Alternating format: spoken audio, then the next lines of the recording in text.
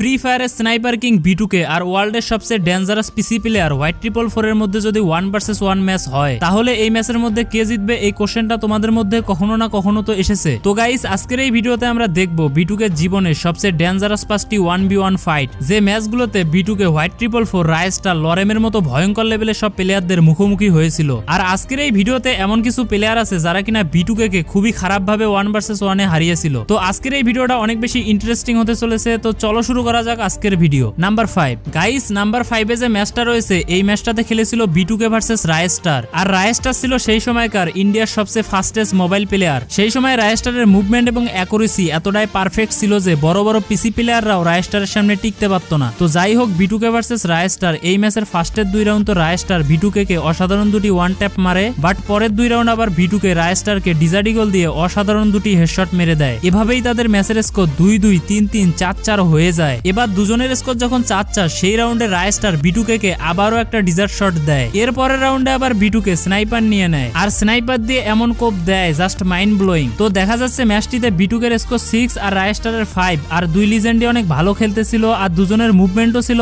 অসাধারণ। But sniper god বিটুকেই কিন্তু শেষ পর্যন্ত ম্যাচটি জিতে গেল। তবে রায়স্টারও কিন্তু কম খেলেনি, কারণ সে মোবাইলে খেলে বিটুকের মতো একজন গড লেভেলের পিসি প্লেয়ারকে 5-7 স্কোরে টক্কর দিয়েছে।